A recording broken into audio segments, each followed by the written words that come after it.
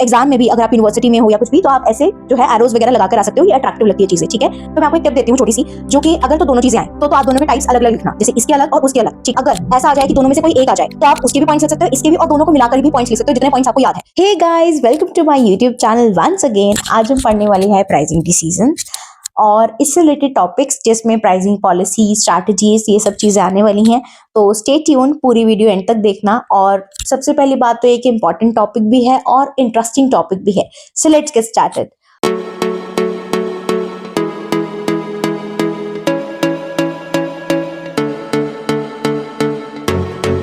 First of all, meaning क्या है pricing decision का? देखो, प्राइसिंग डिसीजन रेफर्स टू कि how much price we do charge, यानी कि कंपनी चार्ज करती है फॉर अ प्रोडक्ट और अ सर्विस, ठीक है। सो ये एक इंपॉर्टेंट डिसीजन है। व्हाई?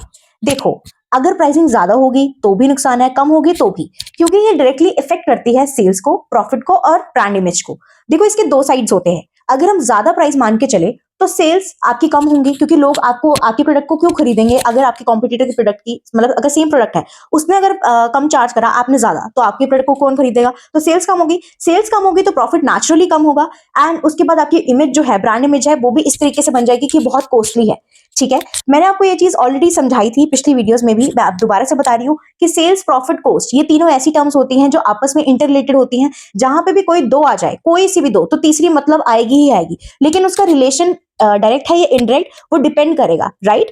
सो अब आगे हम पढ़ते हैं मीनिंग ऑफ प्राइसिंग पॉलिसीज, ठीक है। Pricing policy, it refers to set of rules और guidelines a company follows while fixing a product price.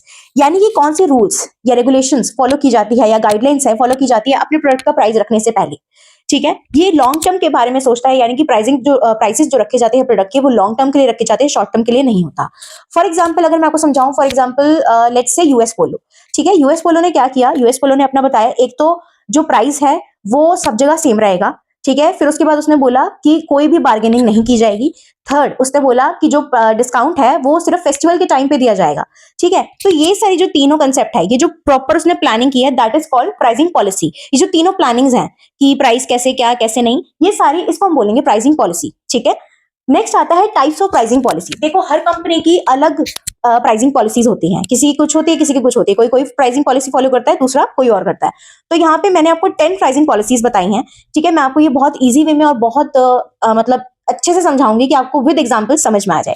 So start करते हैं। सबसे पहले आता है uniform pricing policy. Uniform pricing policy एक ऐसी प्राइसिंग पॉलिसी है जिसमें आपके प्रोडक्ट का प्राइस हर जगह, जगह मतलब एवरीवेयर, ठीक है, सेम रखा जाता है। फॉर एग्जाम्पल, एक बिस्किट है पार्ले जी का, अगर वो दिल्ली में 20 रुपीज का है, पानीपत में भी 20 का होगा, चंडीगढ़ में भी 20 का होगा, ठीक है। नेक्स्ट आता है आपके पास फ्लेक्सिबल प्राइसिंग पॉलिसी। ये ऐसी प्राइसिंग पॉलिसी होती है जिसमें जो प्राइसेस है वो सेट किए जाते हैं अकॉर्डिंग टू डिफरेंट कस्टमर्स। यानी कि अगर एक प्रोडक्ट का प्राइस जो है एक कस्टमर के लिए 900 है, तो दूसरे के लिए 850। यानी कि यहाँ पे सीधी सीधी बोलूं बात, तो बार्गेनिंग की पॉसिबिलिटी होती है। फॉर एग्जाम्पल, आपने एक शर्ट 900 की एक पर्सन से चार्ज करी और दूसरे पर्सन से आपने 850 की करी। वो डिपेंड करता है कि आपने क्यों उससे कम चार्ज करी, उससे ज्यादा। हर किसी के अपने रीजंस हो सकते हैं, मे बी वो उसका रिपीटेड कस्टमर हो, मे बी कोई नॉन हो, कोई रिलेशन हो उनका, तो वो डिपेंड करता है। लेकिन फ्लेक्सिबल में क्या होता है कि डिफरेंट प्राइसेस जो होते हैं वो चार्ज करी जाते हैं, ठीक है। नेक्स्ट आता है one price pricing policy.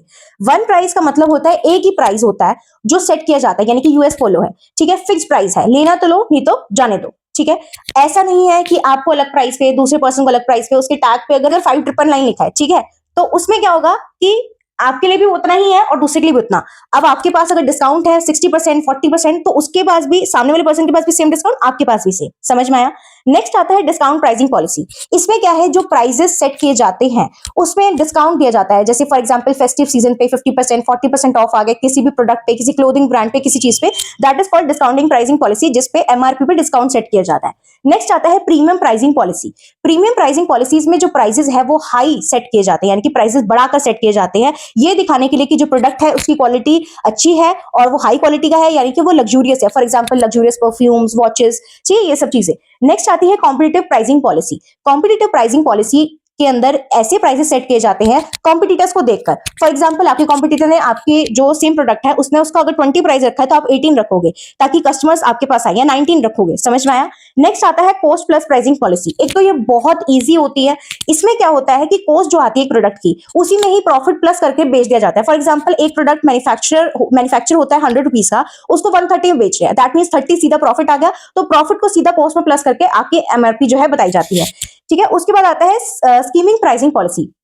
Skimming pricing policy में ऐसा होता है, जब आपका प्रोडक्ट आता है मार्केट में, पहले तो वो हाई रेट पे होता है, बहुत हाई प्राइसेस होते हैं, और जैसे जैसे वो डिक्लाइन होता रहता है, यानी कि प्रोडक्ट पुराना होता रहता है, उसकी प्राइसेस कम होते हैं। फॉर एग्जांपल स्मार्टफोन, आईफोन आता है हर साल, उसका प्राइसेस 1,20,000 30,000, ठीक है, ज्यादा भी होता है। उसके बाद जैसे ही नेक्स्ट ईयर अगला मॉडल आ जाता है तो उसकी प्राइसेस जब वो दोबारा बेचने जाते हैं, रीसेल होता है, तो वो 60,000 80,000। समझ में आया? नेक्स्ट आता है आपके पास penetration pricing policy. Penetration pricing policy में क्या होता है कि मार्केट में जो कंपनीज है वो स्मॉल प्राइस रखकर आगे बढ़ती हैं, यानी कि एंटर होती हैं, मतलब सॉरी लेस प्राइस रखकर। ठीक है, जैसे कि फॉर एग्जांपल नेटफ्लिक्स है या अमेजॉन प्राइम है या जो भी है ये सब। ठीक है, तो इसमें क्या है कि जो सब्सक्रिप्शन है आपकी वो ज्यादा अमाउंट की है। अब मान लो कोई नया प्लेटफॉर्म आया, उसने क्या किया कि सब्सक्रिप्शन जो है उसका रेट कम कर दिया, जैसे कि फॉर एग्जांपल 49 रुपीज। ठीक है, जस्ट एट 49, तो आपको लगेगा कि हाँ लोग इससे अट्रैक्ट होंगे क्योंकि प्राइसिंग कम है। तो ये एक ऐसा मेथड है जिससे आप जो है मार्केट में इजीली अच्छे से एंटर हो सकते हो अपना प्राइस को कम रख के। नेक्स्ट एंड लास्ट है psychological pricing policy. Psychological pricing policy एक ऐसी पॉलिसी होती है जिसमें कस्टमर के दिमाग के साथ खेला जाता है। सीधी लैंग्वेज में बताऊं तो कैसे, जैसे फॉर एग्जांपल एक प्रोडक्ट का अमाउंट आ गया 99 रुपीज एट जस्ट 99। अब कस्टमर सोच रहा है ये तो 100 रुपए के अंदर अंदर है। ठीक है, लेकिन आप एक बात बताओ, क्या 100 रुपए और 99 में ज्यादा डिफरेंस है? सिर्फ 1 रुपए का डिफरेंस है, बट हमारी क्या सोच कहती है तो 100 रुपए के अंदर अंदर है। ठीक है, इसीलिए जानकर 99, 199, 299 ऐसे लिखा होता है, राउंड फिगर में नहीं लिखा होता। समझ में आई? सो आई होप आपको अच्छे से समझ में आएगा। तो चलो नेक्स्ट हमारे पास जो प्राइसिंग डिसीजन होता है दैट इज प्राइसिंग स्ट्रैटेजी। अब अगर मैं आपको सिंपली बताऊं तो क्या होता है कि प्राइसिंग स्ट्रैटेजीज एंड पॉलिसीज को कई बार हम एक ही लेकर चलते हैं, इसके टाइप्स ऑलमोस्ट सेम होते हैं। तो मैं आपको एक टिप देती हूँ छोटी सी, जो कि अगर तो दोनों चीजें आए तो आप दोनों के टाइप्स अलग अलग लिखना, जैसे इसके अलग और उसके अलग। ठीक है, अंदर ऑलमोस्ट मीनिंग सबके सेम है, पर अगर ऐसा आ जाए कि दोनों में से कोई एक आ जाए तो आप उसके भी पॉइंट्स लिख सकते हो, इसके भी, और दोनों को मिलाकर भी पॉइंट्स लिख सकते हो जितने पॉइंट्स आपको याद है। ठीक है, क्योंकि इनके जो पॉइंट्स हैं अंदर के वो ऑलमोस्ट सेम है। ओके, सो चलो मीनिंग पढ़ते हैं सबसे पहले कि प्राइसिंग स्ट्रैटेजी होता है। बेसिकली प्राइसिंग स्ट्रैटेजी का मतलब होता है एक ऐसा प्लान मेथड जो कि कंपनीज यूज करती हैं अपने प्रोडक्ट को चार्ज करने के लिए। यानी कि उनका मेन मोटिव होता है कि इस एक ऐसा मेथड चूज करना जिससे वो अपने प्रोडक्ट का एक अच्छा प्राइस रख सकती है। अब अच्छा प्राइस रखने का मोटिव क्या होता है हमारे पास, ताकि अगर अच्छा प्राइस रखोगे तो सेल्स अच्छी होगी। ठीक है ना, ज्यादा ज्यादा होगा प्राइस, ना ज्यादा कम होगा, जिस वजह से सेल्स अच्छी होगी, आपका शेयर बढ़ेगा, दैट इज मार्केट शेयर। ठीक है, एंड नेक्स्ट इज प्रॉफिट बढ़ेगा। मैंने आपका साइन आगे लगा दिया है, इसका मतलब होता है राइस। ठीक है, तो आप ऐसे एग्जाम में भी अगर आप यूनिवर्सिटी में हो या कुछ भी, तो आप ऐसे जो है एरोज वगैरह लगाकर आ सकते हो, ये अट्रैक्टिव लगती है चीजें। ठीक है, और नेक्स्ट आपके पास आता है टाइप्स ऑफ प्राइसिंग स्ट्रैटेजी। देखो इसकी टाइप्स ऑलमोस्ट सेम है, अंदर के पॉइंट्स लगभग सेम है। तो चलो मैं आपको समझाती हूँ। First is dynamic pricing strategies. इसमें आप क्या करते हो कि स्ट्रैटेजी, इस स्ट्रैटेजी में होता है कि आप प्राइसेस जो चार्ज करते हो वो डिफरेंट टाइम पे डिफरेंट डिफरेंट प्राइस चार्ज करते हो, यानी कि डिफरेंट सिचुएशन पे, डिमांड के बेसिस पे। अगर तो डिमांड ज्यादा है तो आप प्राइस बढ़ा दोगे। ठीक है, डिमांड कम है तो आप प्राइस कम कर दोगे, डिमांड कम होगी प्राइस कम। ठीक है, जैसे ही प्राइस कम होगा लोग डिमांड करनी शुरू कर देंगे, तो इस तरीके से आप प्राइस जो है सेट करोगे। नेक्स्ट आता है वैल्यू बेस्ड प्राइसिंग स्ट्रैटेजी। इसमें क्या होता है कि आपकी जो प्राइसिंग सेट होती है that depends upon the value derived by the customer, यानी कि जो कस्टमर को वैल्यू मिल रही है उस हिसाब से प्राइस रखा जाएगा। फॉर एग्जाम्पल 2 ट्यूशन क्लासेस है, 2 ट्यूशन अकेडमीज है। ठीक है, एक टीचर बहुत अच्छा पढ़ाते हैं, एक नॉर्मल ऑन एन एवरेज पढ़ाते हैं। तो जो अच्छा पढ़ाते हैं उनकी फीस भी ज्यादा होगी, चार्जेस ज्यादा होंगे, क्योंकि उनकी एक गुडविल हो गई। ठीक है, वैल्यू ज्यादा मिल रही है उनसे। जो नॉर्मल या जो एवरेज पढ़ाते हैं या बिलो एवरेज थोड़ा पढ़ाते हैं, उनकी क्या होगी, उनकी चार्जेस या फीस भी कम होगी। ठीक है, नेक्स्ट आता है प्रमोशनल प्राइसिंग स्ट्रैटेजी। ये देखो, ये पेनिट्रेशन प्राइसिंग पॉलिसी की तरह ही होता है। जैसे उसमें हम क्या करते हैं, मार्केट में एंटर होने के लिए हम अपने प्राइसेस कम रखते हैं, ऐसे ही इसमें हम क्या करते हैं कि मार्केट में एंटर होने के लिए अपने प्रोडक्ट को प्रमोट करने के लिए हम अपने प्राइसेस को कम रखते हैं। जैसे ओटीटी प्लेटफॉर्म का मैंने आपको बताया था कि जो प्लेटफॉर्म्स है वो सब्सक्रिप्शन प्राइसेस जो है वो कम रखते हैं, जैसे 49 एट जस्ट 49 को कर देते हैं, that is promotional pricing strategy, और you can say penetration pricing policy, same चीज। ठीक है, नेक्स्ट आता है इकोनॉमिक प्राइसिंग स्ट्रैटेजी। इसमें क्या करते हैं, आप मिनिमम कॉस्ट रखते हैं जितनी आप प्रोडक्ट की रख सकते हैं। अब मिनिमम कॉस्ट का मतलब क्या है कि जितने आपने खर्चे उसके ऊपर करे हैं वो निकल जाए, जैसे फिक्स कॉस्ट हो गई आपकी, या वेरिएबल कॉस्ट, या जो भी एडमिनिस्ट्रेशन सेलिंग कॉस्ट, उन सबको काट के जितनी आप कम से कम कॉस्ट रख सकते हैं उतनी आप रखते हैं। ठीक है, ताकि आपके प्रोडक्ट अच्छे से सेल हो, लोग आपकी सेल्स ज्यादा हो। नेक्स्ट आपके पास आता है फ्रीमियम। फ्रीमियम क्या होता है, फ्रीमियम प्राइसिंग स्ट्रैटेजी क्या होती है कि जो बेसिक प्रोडक्ट होता है आपका वो तो आप फ्री में देते हो, लेकिन जैसे ही उसके ऊपर की चीजें ऐड ऑन होती है वो आप प्रीमियम चार्ज करते हो। फॉर एग्जांपल एक मोबाइल हो गया, ठीक है, मोबाइल अगर आपने खरीदा दैट मींस वो उसका जो प्रोडक्ट जो उसके सॉफ्टवेयर अंदर अपलोडेड है वो आपको फ्री में है, लेकिन जैसे ही आपके पास अपग्रेड का ऑप्शन आए किसी भी ऐप में आ जाता है या सॉफ्टवेयर का कुछ भी, तो कई बार क्या होता है वो जो सॉफ्टवेयर होते हैं वो चार्जेस लेते हैं उस चीज के लिए। जरूरी नहीं है वो मोबाइल में ही हो, बहुत सारे सिस्टम सॉफ्टवेयर अलग भी होते हैं, ठीक है। नेक्स्ट आपके पास आता है लॉस लीडर प्राइसिंग स्ट्रैटेजी। इसमें क्या होता है, आप प्राइसिंग जो प्राइसेस होते हैं ना वो आप बिलो द कॉस्ट रखते हैं, कि जितनी आपकी कॉस्ट आई है उससे भी कम। इन शॉर्ट प्रॉफिट आपके नेगेटिव होते हैं। ये क्यों होते हैं, ये इसलिए ताकि आपकी सेल्स बहुत ज्यादा हो। ये यूजुअली लोकल मार्केट में यूज किया जाता है, जैसे कि मिल्क वगैरह, वो कई बार जैसे नए नए मार्केटर्स आए उन्होंने क्या करा कि अगर उनको 16 में पड़ता है वो 15 में बेचते हैं ताकि आपके पास लोग अट्रैक्ट हो और बाद में फिर वो प्राइसेस बढ़ा देते हैं। नेक्स्ट आता है प्रोडक्ट लाइन प्राइसिंग स्ट्रैटेजी। अब इन दोनों को मैंने स्टार मार्क इसलिए किया है, सॉरी ये इसमें स्टार मार्क नहीं आएगा, आई एम सो सॉरी, ये इस नेक्स्ट वाले में स्टार मार्क आएगा, let me do it please, I am so sorry, ये गलत हो गया मुझसे, ये यहाँ पे नहीं आएगा, यहाँ पे आएगा, ठीक है। तो चलो next is product line pricing strategy.